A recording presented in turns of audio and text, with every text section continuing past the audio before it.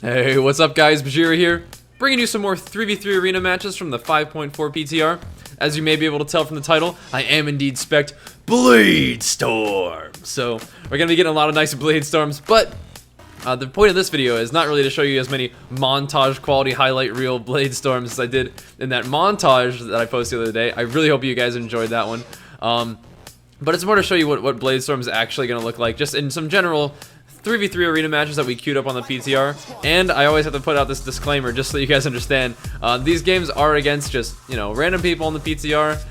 Definitely of varying skill levels and experience levels with their class. So sometimes there might be moments like that where mages just get randomly globaled, but it is a lot of fun. And this is probably one of my favorite clips from the entire session. I'd run in there, throw up a spell reflect that Hodge, and just absolutely shred this Warlock to pieces. So it's not to say that BLADESTORM isn't hitting hard.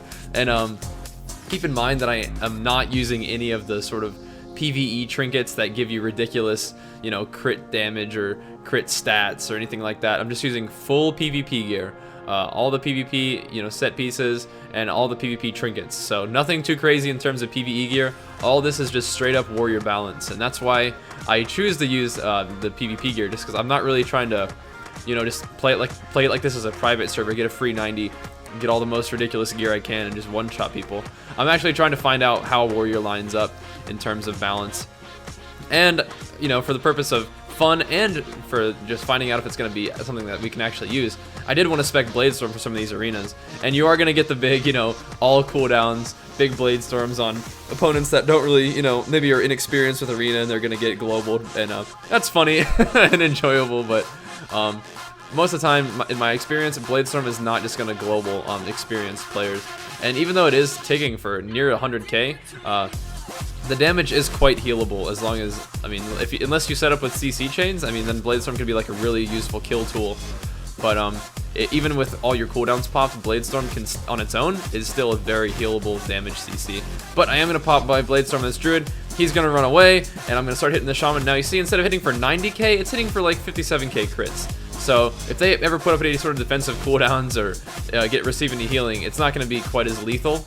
But these guys, this match was going on a little bit long, so we were able to score a kill off of that. And that's not to say that BLADESTORM doesn't apply tremendous pressure here.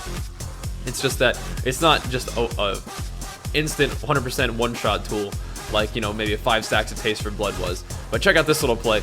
I see the mage is getting low. I'm just going to sit here and cast a Shattering Throw instantly. Not to have to worry about rage or anything. I had 16 rage. Normally I wouldn't even be able to cast that, but since Shattering Throw is free, I can use my intuition and my skills as a warrior to pre-Shattering Throw that ice block. So as soon as he gets in the ice block, the Shattering Throw is already being casted and it takes it off immediately.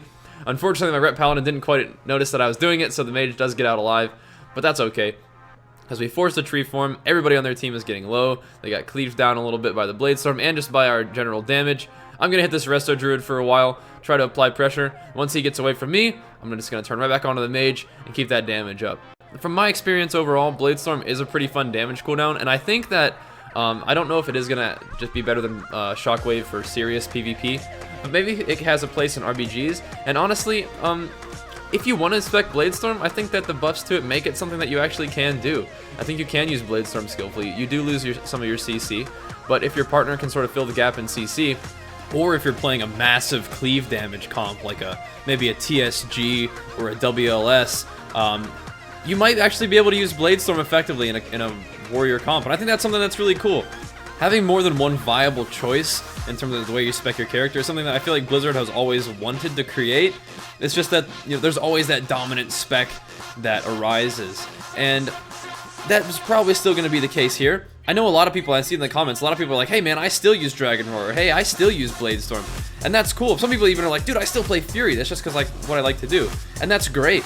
It's just, you are putting yourself at a disadvantage by not playing the absolute best spec, or, best ability set for your class. However, what will be cool is, with this buff to BLADESTORM, sort of narrows the gap between the effectiveness of Shockwave and BLADESTORM. But the cool thing is, since they're such different abilities, they bring a lot of different stuff to the table. You are sort of sacrificing some CC by not using Shockwave, but in terms of just creating pressure and generating a kill in a PvP setup, there's two ways that you can apply pressure. You can apply it with CC, or you can apply it with ridiculous damage. And this gives you the choice of which kind of warrior you want to be. So your CC sort of gets limited to, you know, your fears, your interrupts, and your charge stuns. But when you played like that in Cataclysm, and that was a lot of fun. And I think that I really do enjoy this sort of raging berserker style, where you're really not going to be, you know, running around and stunning the team for CC. You're just going to be training one target, getting as much damage up as you can do, and whenever you need to, swap. And this is the kind of style that I liked playing so much when I played WLS. And BLADESTORM on a WLS is such a scary thing to fight. I mean, so is Shockwave.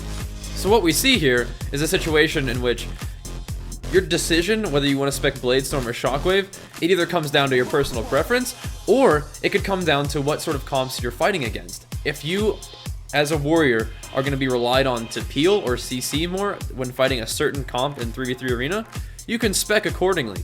If all you have to do is just get in there, cleave somebody down, then you can spec BLADESTORM. And I think that's one of the coolest things, is when I first saw that you could respec in arena, I was like, wow, man, that's going to be awesome. You can switch up your spec depending on who you're fighting. But then, you know, it became the situation where, at least as a warrior, there was, you know, very little times where you actually needed to change your spec, because there was one set of abilities that was, you know, the most dominant and would probably set you up with the best chance for success no matter who you fought.